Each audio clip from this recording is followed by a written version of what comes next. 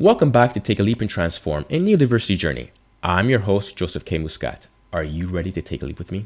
Artistic explorations allows us to dive into our creative juices, where we break away from systematic constructs placed on us by society. This is due to the direction that many neurodivergents take because society tries to fit us into their views and labels. To aid me in this exploration, I'm pleased to be joined by Michaell Magrutsche. An Austrian Californian, Michaell Magrutsche is a strategist, multidisciplinary artist, creative awareness educator, speaker, and author. Michaell works on raising the awareness of our limited human potential.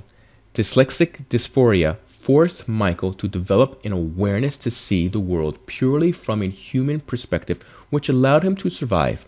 Today, Michaell's unique perspectives allow him to contribute. Creating art further taught him understanding of the nuances of human creative versus system-related living. Michaell is an advocate for the understanding of neurodiversity. Welcome, Michaell. Thank you so much for giving me a canvas to paint, Joseph. I appreciate it. Well, we have a very lovely canvas for you to paint on, and we have quite a lot to delve into.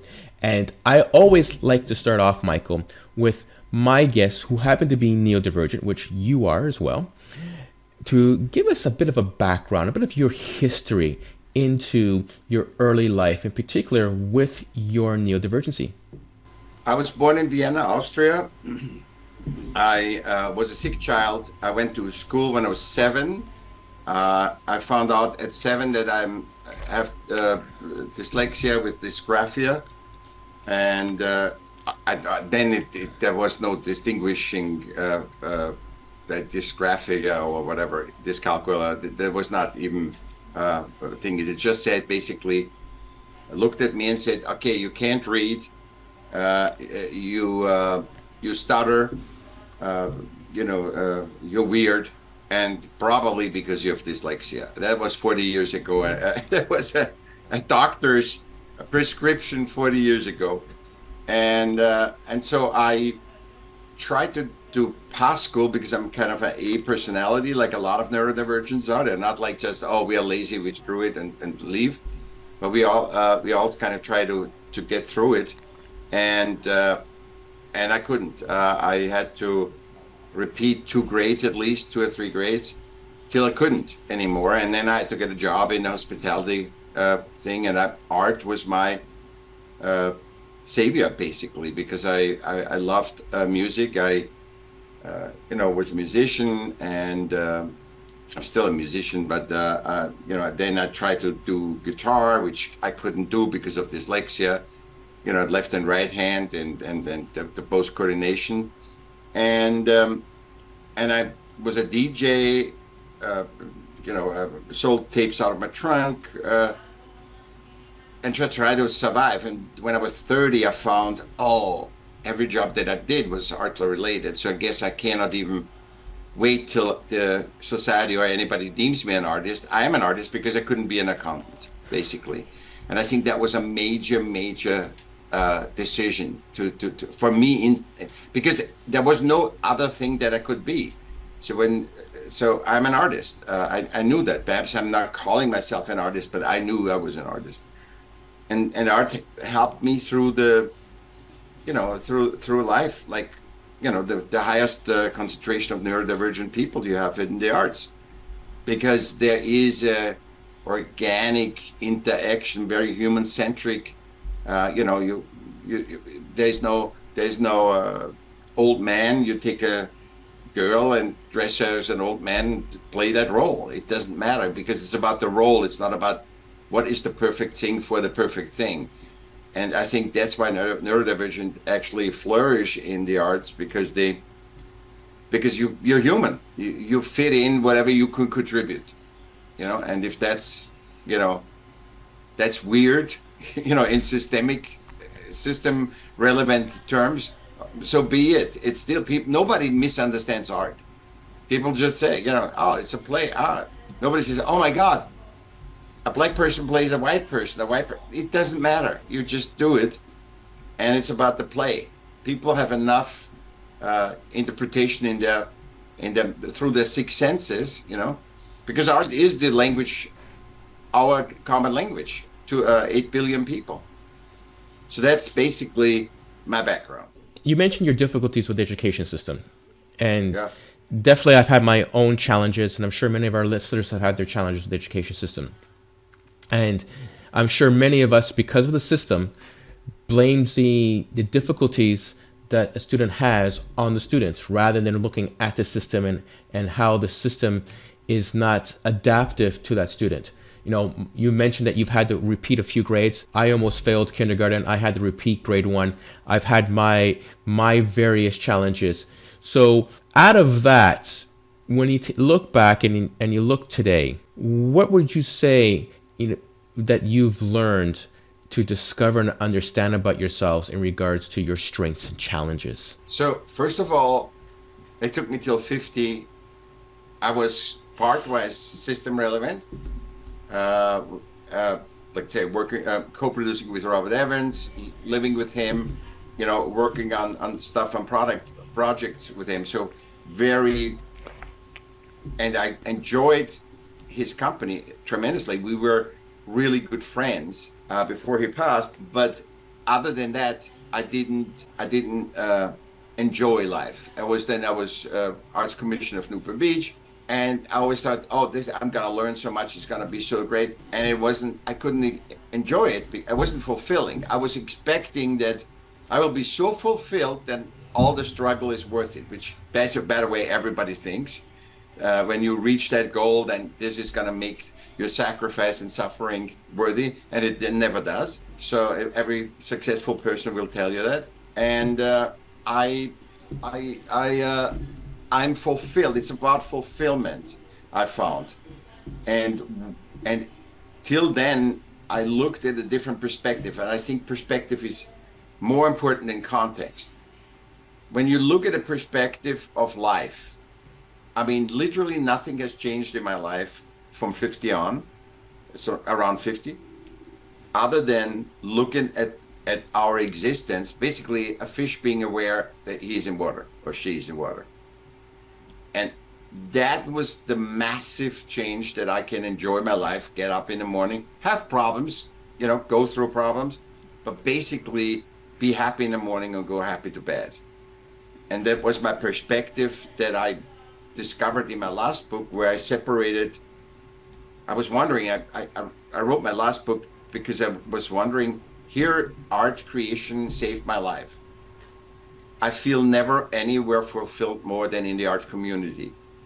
I find it the most interesting people in the arts. And here we go, 99%, 97% of artists worldwide are living on the poverty level. And I said, how can that be? There's something not understood right. Because I learned from my life, when I understand it, it makes sense, then I can navigate it. And then I can actually be in peace with that. And you know, Neurodivergent, they're pondering, I said, I could have done this way, and that, you know, our mind can go haywire. And I got that peace because I thought, what we consider as the art world is actually the art business. It's a business. It's like it's like Amazon. You know, what we perceive as the art world is actually, but it's sold to us as it's something special. But it is basically exactly the same as Amazon. It's a commodity, and if your tea towels sell on Amazon, at the same time, you know, your painting sells in art. It's demand, and it's a commodity. It's literally supply and demand, and but the real value that saved me, and I can definitely say art saved me, and I know pretty much most of your listeners think back in the adolescent when you said, I want to end it, I couldn't do it anymore. And all of a sudden you hear a song, you see a play, you see a movie, you see some art, and it makes you intuitively just say, there's other reason here than, you know, making money and fitting into a system that actually isn't you. And that was the big enlightenment because I said, the art creation is the value, is the human value, versus the art product is the system relevant product that you sell. And what is the magic of art is because it's a symptom of a conversation that you have, that the artist has with its unseen self. You know, you can say that higher self or whatever, but it's where you go at night when you sleep. You're not conscious that you're physical. It's that, and the art product is the result of a conversation. Oh, can I take yellow here? No, perhaps not red. You know, and that conversation, the clearer the conversation, the more other people will recognize, wow, this is great. And they don't know why, but they say, oh my God, this artist is phenomenal, because they understand the language that symptom, you know, they can see the letter that the guy wrote with his unseen friend, and they understand it. Their language is right, everything is correct, and they understanding, and that's where you see where we are all interconnected. We are all interconnected with, you know, because it's not a logical assumption when you look at art. You connect with it with all your six senses, and I call it sixth sense because it's resonating with it or not. So you connect with that with your six senses, and that's why it's the language for the world. It's our language that everybody understands. Oh, I completely agree with you. And, you know, just looking back at my artistic days, being a professional photographer for 20 plus years, I've always had to realize that I had to be a commercial artist to be able to sell and communicate to the general public. And of course, it always brings up the debate about others coming to me and saying I don't understand art. But that's a completely different topic. Now, yeah. With that in mind, you talked about how art is how it connects us, and you talk about how art has saved your life, and art has become one of your key strengths. What is it about the art community and being an artist versus the standard 9-to-5 job of way of making a living that attracts neurodivergence? I think it's the acceptance, because art has no rules and regulations. Art wants to be created. I mean, the energy of art, when you connect with it, wants to be created. And exposed. I mean, there's two things art wants: create it and expose it. But don't expose it to a million people. Expose it to your wife, or expose it to your grandma. Expose it to your kid. And that's all, because it's in the learning, in the creation, and to connect to another person. It's an expression, right? It's a language, and you need to have some feedback. So you can't just, it's like, you know, you're not dressing up to go to the opera ball and you have a black suit and all this stuff on, and then you're not going out and sitting at home. So it needs both sides. It needs to, you create whatever needs to be created, whatever you are open for to create, and then it needs to be, and you expose it, and you don't judge your reaction. You learn from the feedback that you get, because you're getting a feedback, even the person doesn't say anything. Your sixth sense getting a feedback of your work. You know that when you look at your photos, right? You know the guy likes it, cannot do anything with it, or is excited. And what I think is attractive to neurodivergent, because you are in that realm of human centricity, using your six senses. It's, even though neurodivergent people are very good on the other spectrum of mine, logistically. I mean, they can run numbers, understand configurations, all that stuff. I'm more on the other side, on the creative side. But both understand. I think it draws us the human-centric way of looking at data, the human-centric looking at creativity. Everything is basically human-centric. The guy goes into his gaming, you know, and he's a superstar in gaming, and then he comes out, but he's a nice guy, you know, especially to other neurodivergent. I think art and neurodiversity has a very strong communal effect, because when we do meetings, you know, international meetings, like with the octopus movement, when we do these meetings, there's 40, 50 people that are extreme neurodivergent, autistic, they're all on the spectrum, of anything, and it functions. They put out, Perry is a great guy. He's putting out white papers for understanding neurodiversity, and it's a great. I find it's very similar to the art community. The problem is the art community is so tainted with the product. They themselves are not aware that it's about the creation.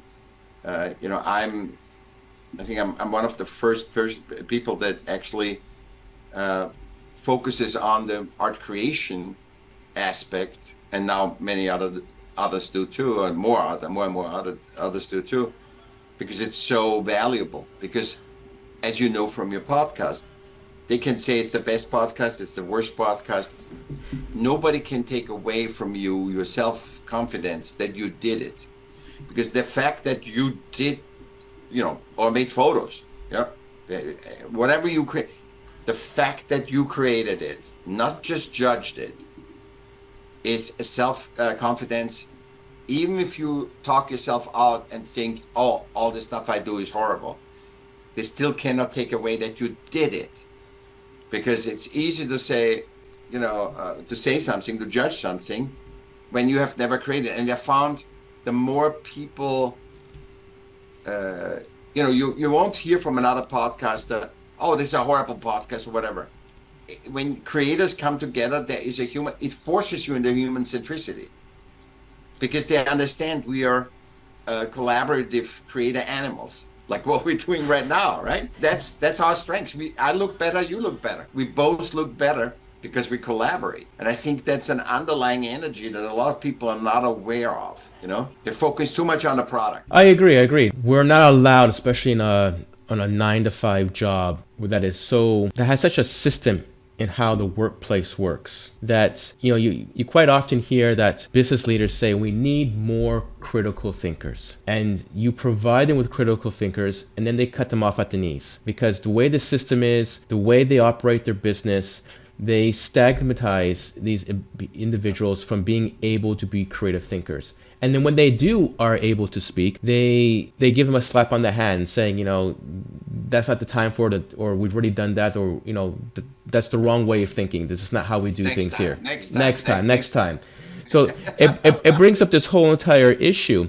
And yeah, you're right. I mean, I enjoy doing podcasts because it is a creative outlet for me. It allows me to be creative, to engage with people, to ask questions, and to have this dialogue that I really enjoy having. And it's also an opportunity, and it's a great opportunity in the creative experience to be able to learn from others and to receive a lot of knowledge. So one of the things that we talked about, and you've talked about it in the aspect of your answer in regards to why neurodivergents become artists, is the human-centric aspect. And one of the things that we talked about was the clash, I guess we can say it, in regards to systematic versus being human-centric or people-centric, and how the system, as I already described, cuts people off from their ability to be focused on them and to be allowed to be creative. What are your viewpoints when we explore this in regards to the system versus being people-centric? The system, first of all, let's give the listener a little bit of insight. So what I mean by system is any man-made system. That is a business, that's a religion, that is it is a specialty tribe. A tribe does everything. But then the tribe gets bigger, and then they come, okay, we make everybody talks all about animals in that tribe, and then it gets bigger and bigger, and then we separate the animals and we separate everything. So it becomes an industry. But also what it does is it limits the context in which you are. It limits the context, and also it makes us forget why we did it in the first place. We are collaborative creative animals by nature, so we are part of nature, and the tribe is a thing that we help each other, that we can collaborate.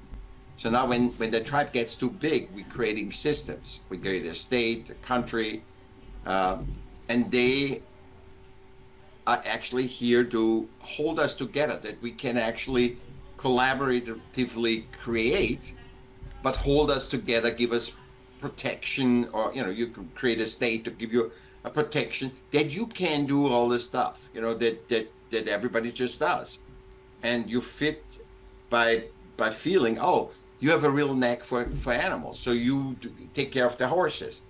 You are better a painter, so you paint our church, or you do this. So everybody it was organic before, and over generations, over centuries, we got more and more systemized, and we lost in this system because all of a sudden the system was so big that it had to survive from something. It needed some cost to keep the system alive, and that's where financial principles took hold. And financial principles always work because they're outdated on more, better, faster, cheaper. And in that, we're moving a human relevance that you have by nature. Like, let's say you are a blacksmith and you love animals and you do horseshoes, you lose that to where can I make the most money? Where can I, because money is the greatest invention after the wheel and fire. But the financial principles that always needs to ask us for more, better, faster, cheaper, bakes in a lack, a feeling of lack. And I think that's when neurodivergent people have a real problem, because we can't function on it. That's too much stress. We don't have the energy. So basically, the 85% of followers in humanity are the most powerful people, but they sell themselves out the most because they use their power, their life force, to adapt to system. They have so much life force that they can actually become another person, a cog in the wheel. And we don't have that because we are hypersensitive.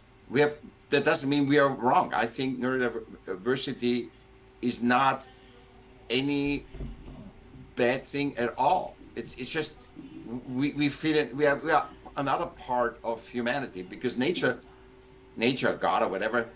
But I say nature doesn't make mistakes, because there is not a million elephants all of a sudden. It doesn't make it. Not everybody's in the tech business. You know what I mean? So in nature, everything has its place. There's abundance for everyone, and everybody just plays with each other, experience, being physical. In systems, you have to be system relevant. And I want to give that explanation. And the relevance, even if you have value because you exist, because in nature is the proof that you exist, that you're worthy.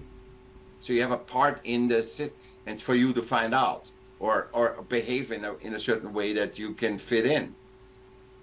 In systems, you have to be a system relevant. So a beggar doesn't have a system relevance.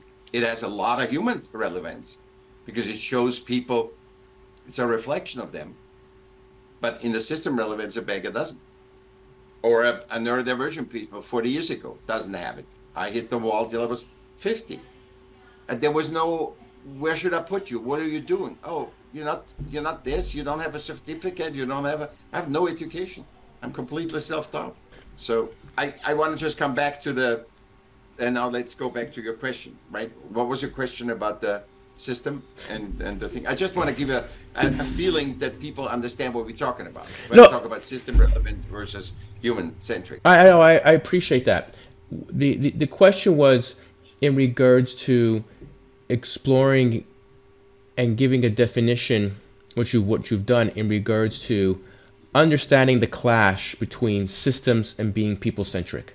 Because when we take a look at systems, which you clearly defined, we've seen that things happen naturally, but as we grew, we had to systemize it. And as we systemized it, it took away the focus on being people-centric.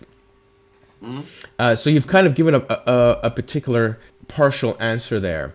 So if the systems become too systematic, have we lost the capability of becoming people-centric? No, it's just getting harder because the system 40 years, were not as bad as now. It's like because they're limited and they're based on outdated financial principle, which is, by the way, also a system. So the financial principles were great, They fired us on, they motivated us, let's create more. There were more people in need. But now you have too much. You don't have the time to digest because the system is, you got to make more. You got to be better. You got to be cheaper. You got to be faster, you know? And we are such great collaborative creator animals that we followed that our own. There's nobody to blame. This is what we collectively created, and we became blind to it. And we created too much. We have too many services, especially in the Western world, too many services, too many goods. And the funny thing is, even time, which is a systemic, it's just so that we can meet and can collaborate, a very useful tool. But time is now of shortage because now we can't, it's not about the products. Even let's say if you and I don't meet by chance, right? We could never, and we would be the best people to work together. Let's say I have a TV show. We could never meet. In the old systems, you could bet there was a chance. There's only five television stations. You had a feeling for it. Today, it's like a noise. You can't distinguish who is good for you. And it's basically the people say, what is good for me that I can get the most money? And that distorts the human centricity because there's a reason why you exist. And life is figuring out where do I fit in human centrically. And we try to fit in system relevant. And that's the distortion. That's the seeing it blurry. That's seeing it, that makes us feel odd because we know everybody, every single human knows in itself, he's unique. Let's take a pause here because I want to share with you not one, but 2 workshops I've put together to bring awareness and to uplevel the skills of employers, managers, and human resources. The first workshop aids in building a more inclusive environment in the workplace for neurodivergent talent and in developing the skills of management to be more engaging with their teams. I geared the second workshop towards examining and providing practical solutions and how to be more inclusive to neurodivergent talent in the recruitment process. Reach out to me on my website to learn more about these amazing programs. What you were saying is basically the system has placed us into boxes, labels and categories. And based on those labels and categories, it has stigmatized us. It has taken away our ability of exploration and creativity. And it's taken away the focus of us being able to become people-centric towards ourselves and towards others in the way that system has been created. And it's we created the system. I want to just say it's not somebody that created this. Yeah. We created the system. We just took it over from the last generation and make it bigger and fatter. Yeah. And then it's harder and harder. All of a sudden, what 40 years ago you filled out one form, and now you have to fill out a book. To just get what you want. Yeah. So it's really interesting. Earlier today, I was watching a video in regards to in India. I can't pronounce it now. In somewhere in Southeast, let's say that because I can't pronounce it now. Yeah. And it was showing the media influencers, social influencers, and how things have. Based on what you're saying, the push for faster and fatter products. And they were showing a video of going from room to room to room to room of all these social media creators, all these social influencers, where they have staged backgrounds, staged, bedrooms, staged makeup counters, all with the influencer in front of a camera, talking about, putting on makeup, playing video games, and what have you. And when I was watching that, I'm thinking, based on what you were saying, but at the same time, when I was watching that, I'm thinking to myself, one, we've kind of come full circle. We've gone back to being in cubicles in an office, or we've gone back to being cubicles in a factory, in an assembly line, going from one aspect to the other of producing a product. And it takes away that creative, in one hand it's creative, on the other hand it takes away from that creative ability. And it's about, again, producing this faster product that you were describing.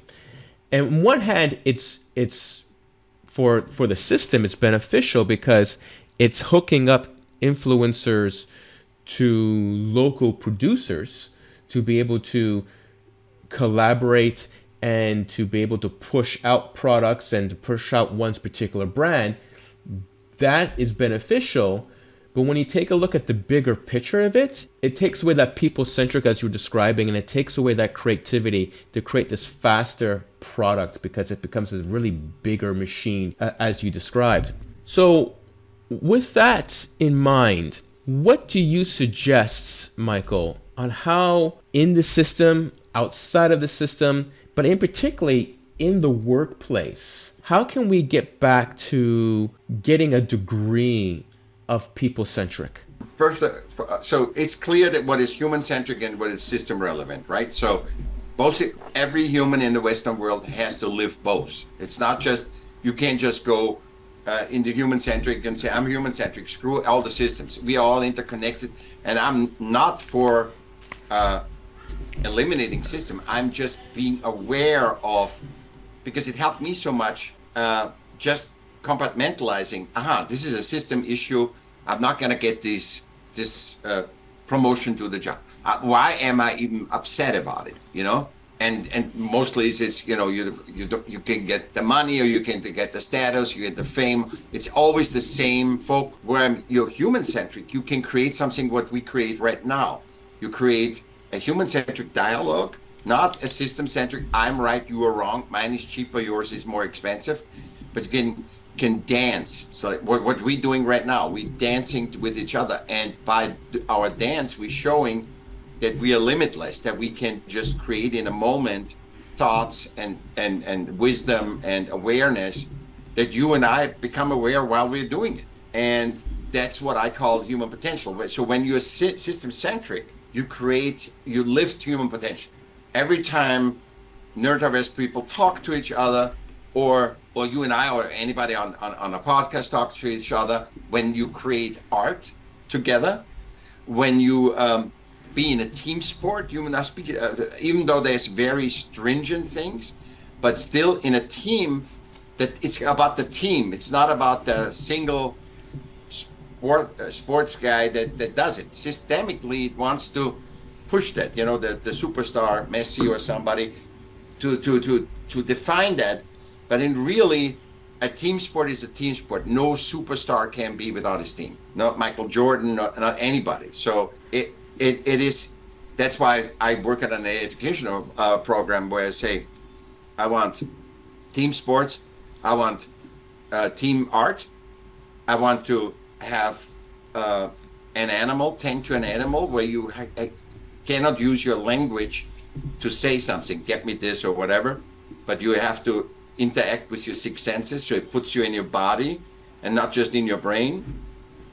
And then an awareness class where you actually collaborative discuss what you experienced. It's not about, and I want that before, as preschool, I want that, or primary school, before you go in high school. So human-centric, because that's what the question you asked me, how to make us back to human-centric. I think we need to learn what it is to be a collaborative creator animal of nature, that is where the human centricity is more important than the system. And once we have that and know how to navigate in human centricity, then we use what we learned and apply it to integrate us in a system. But it is us integrating, not the system choosing. And you summed it up at the end. It's about collaboration. It's about creating safe spaces in the workplace and in any other environment, but for this podcast, in the workplace, creating psychologically safe workplaces where individuals can express themselves freely without criticism or judgment. And at the same time, by doing that, it allows for that dialogue that you were discussing, where either the same points of views or even different points of views can discuss and collaborate to create a win-win situation. And out of that, what is happening is that you are taking care of that people-centric approach, because it's allowing both parties to be able to express themselves and to be able to collaborate to get to the output that everyone is looking to generate. Yeah. So in a company, but see, this is it gets us back when we zoom out of this. It gets us back that the driver is lack. The thing is, you and I can be consciously without aware, right, about the lack, what we talked about. Mm. We are still influenced by everybody because we are herd animal and we connect with everybody. So if the world thinks, as long as the world thinks it's not money is the bad thing, but if the world thinks you got to do more, better, faster, cheaper, and everybody's blind, because when you look at the stats, marketing is 1% of GDP since the Second World War. It's not a growing industry. It's not like Tesla that all of a sudden came and took over. And people put everything into marketing.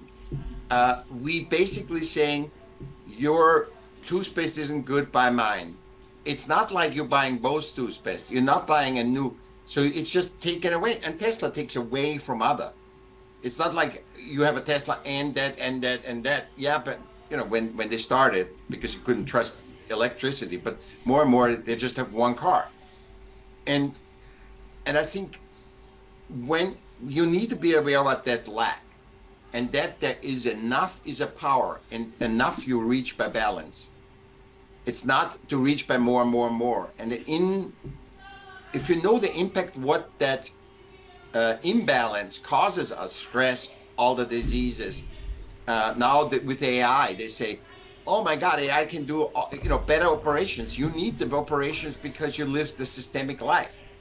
If you would live the human-centric life, you wouldn't probably have that, 90% of those operations that you need to have or solve. So for me, it's not a human potential that we can now better systemically fix something that systems created in the first place. The relevance created in the first place.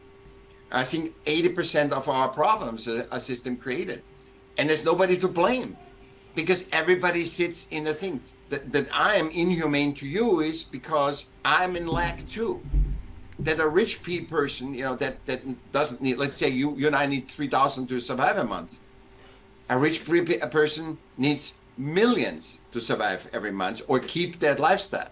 And that forces you to break rules, to ignore things, to be inhumane, to make decisions that are not human-centric, but are system relevant. And because and what system relevant is lack. It's always a decision out of system relevancy is always made out of lack.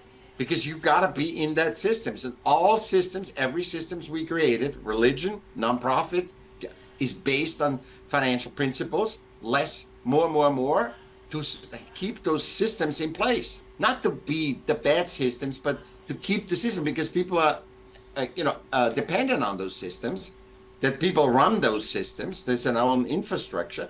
They don't want these systems to collapse, but they do anyway because they can't do it anymore, because financially, here is the payback, because there is no such thing as I can just get bigger and better and more. It has to collapse with a war, with a pandemic. It has to just collapse, and we need to zoom out, not zoom in, to see that. And once with that awareness, you can create a business. When you look, that's it. My business is an expansion of who I am. Like your podcast is an expansion of who you are. You're neurodiverse, so you are on the right way. And that's why you feel fulfillment, because your thing is not about accounting. Your podcast. And if you did the same things with accounting, you wouldn't have the fulfillment. So, Michael, I understand everything you're saying in regards to systems and the economy and finances. With that said, though, we kind of seeing the system being shaken up by COVID, and we've seen changes come into play, such as remote working or hybrid working. With everything that you have said and you've pointed out, the bottom line comes down to is within the system that we currently have, that we are working in, what can businesses do or people do in general to make those systems more inclusive for neurodivergent talent? Awareness is the only thing. There's no knowledge, there's no 5 steps. There's awareness that we are one human family, that neurodivergent people, which the neurodiversity community is actually, we did white papers of what we can do and what we can't do. But the great thing of neurodiversity and dyslexia is nobody's the same. So you can't systemize them, which is a power. It's not like, oh, we can never make it because we just, when you're a certain race, this is a certain race because you're physically but neurodivergent look like normal people, but they're just functioning in their function are different. And when you know what they can do, then all of a sudden there comes, yesterday I was at a clinic and there was a completely autistic concierge. And that guy, you would look 40 years ago, would say, that can't be that person is a concierge there. And it was so good. And because I know that, so I know the thing. So I wasn't afraid. I wasn't doing anything. Everything was highlighted. Everything was, I had it so easy because he knows from himself he was so human-centric. He was not friendly. He was very, like neurodivergence of Ma, very, very cold, very matter of fact. But boy, did he serve me. That was insanely good. I had no question. I'm the guy I'm neurodiverse myself. Always questions. Where do I sign? What do I do? This guy gave me everything. When you can discover that as a business owner, which is basically like we talked about the blacksmiths, when you cannot just go by a resume, but what you feel that person can contribute to your company that is an expression of you. See, this is always, first of all, a lot of companies are made because to make money, not to be an expression. Money is a symptom, it's not a cause. So if you want a lot of money, go in the banking business. But if you, let's say, have a grocery store and you love being a grocer, I make this very simple, not like, oh, you want to be a CEO or anything, because it gets, the higher you go and the later the more disturbed it comes, and it's basically then only how good you navigating and manipulating the system. But let's say you want to be a grocer, or you want to be, let's go back to the being a blacksmith, and you have horseshoes that are special for you said, I think I have a great idea. I love blacksmith stuff, but I want to do special horses for race horses, or special shoes for race horses, or special shoes for work horses. Or I want to do these where I mix materials. So it's like a Nike shoe for horses. Because you like the horses, you like the shoe, you like the creativity of creating it. Now, and the tribe has said, you are a great blacksmith. Now, all of a sudden, your business becomes an expansion of you. Now, you tell me that when you have that passion behind it, that you cannot work 12 hours one time, or you can work all the time. I work all the time because I love what I do.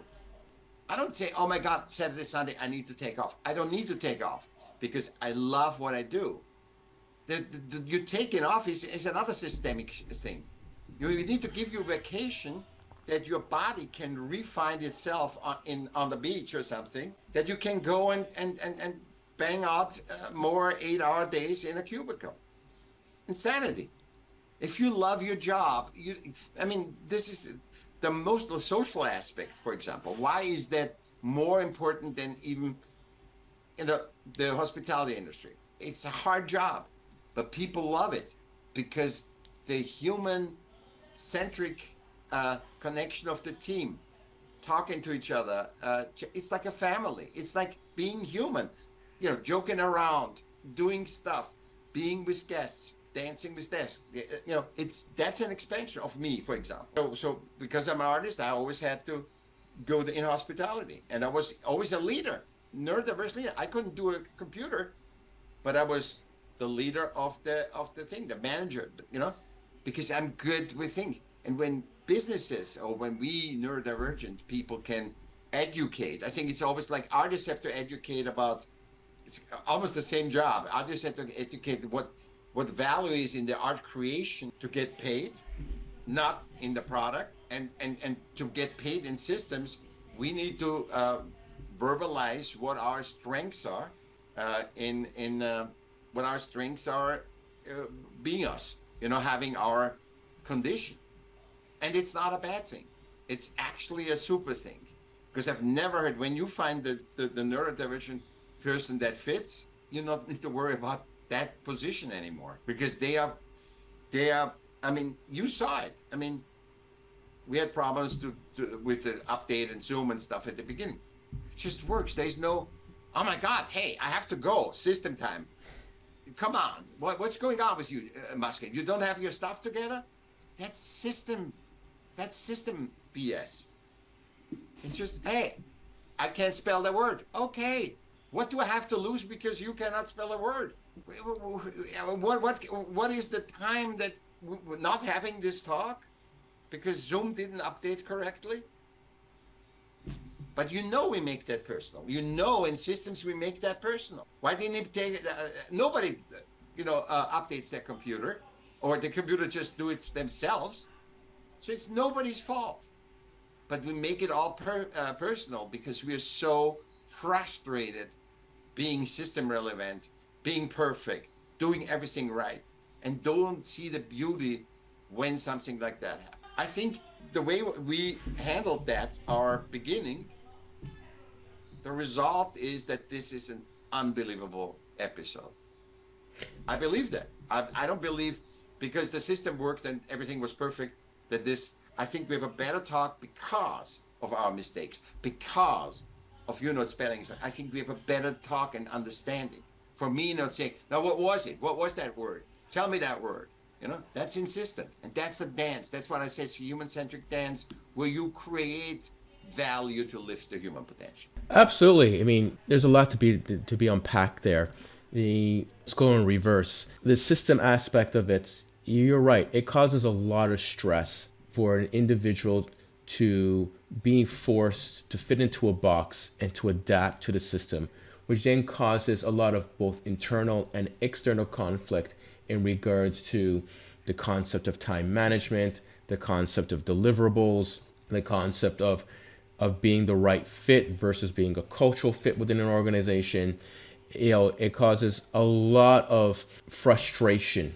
The other aspect of it is that what you're saying is that an individual has to become aware of what their strengths are, and in particular, what do they have a passion for doing? And that's what you've been pointing out and saying through the other conversations that we've had. What is your passion? In a system, in an organization, in a place of business, what you're saying is that business leaders need to become aware of what other strengths are, what their passions are, and to create a fit for them in their organizations where they can focus on their strengths. And as a result, the business will become more beneficial for that. And I think that pretty much sums up what you have been saying here in that aspect, and how we can become more inclusive. And I thank you for that, Michael. Michael, we're coming to the end here. And you mentioned that you have a giveaway for everyone. Can you describe that giveaway for us? What did we say? What did you say once again? Oh, first of all, if you like this episode, first of all, I have 2 really long reads that are giving you everything about neurodiversity, which I think I sent you the links already, or I will. And then I would say, if you like creation, because you are listen to my 30 seconds podcast, and I will add something too. I will send you a paper where there's 50 questions to find yourself. And it's for artists, but it's actually for humans. And it's just finding your voice with a capital V. And what that is it's 50 questions. You do them whenever you feel like it. Put it on your iPhone. It's a PDF or something. Put it on your iPhone, and then just answer them for you, and make an extra document, and just put in, 1 was this answer, 2 was this answer. And it helps you become self-aware about you, and then it makes it much easier to be system relevant, and it makes it much easier to navigate life, because you know who you are and what's your strengths and weaknesses. And everybody's different, has different strengths, and together is the orgasm, if you so well. So together is that feeling of elation, fulfillment, when it's not about, oh, but Joseph is much better podcaster than me. Oh my God, I'm never. Everybody's good in something. Absolutely. And what's the name of your podcast? My podcast is The Smart of Art, The Power of Art and Creativity. 30 seconds an episode. Fantastic. And if the listeners want to get in touch with you, how can they get in touch with you, Michaell? Go to my website. It has all my social. It has everything on. I have one website. It's michaelm.com. Michaell with 2 L's. michaelm.com. And it's you can contact me anytime. Fantastic, Michaell. Well, Michaell, I want to thank you for being such an amazing guest and for sharing your experience, your journey, and such profound knowledge in regards to neurodiversity as an entrepreneur, as an artist, and in the workplace. Thank you so much, Joseph.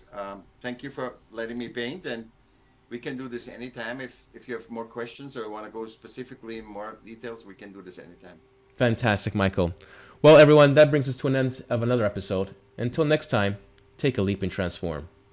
Hey, listeners, I encourage you to continue supporting this podcast so I can bring you more amazing content. You can do so by visiting my Patreon page, where you can connect with me more directly with several options. Till next time, take a leap and transform.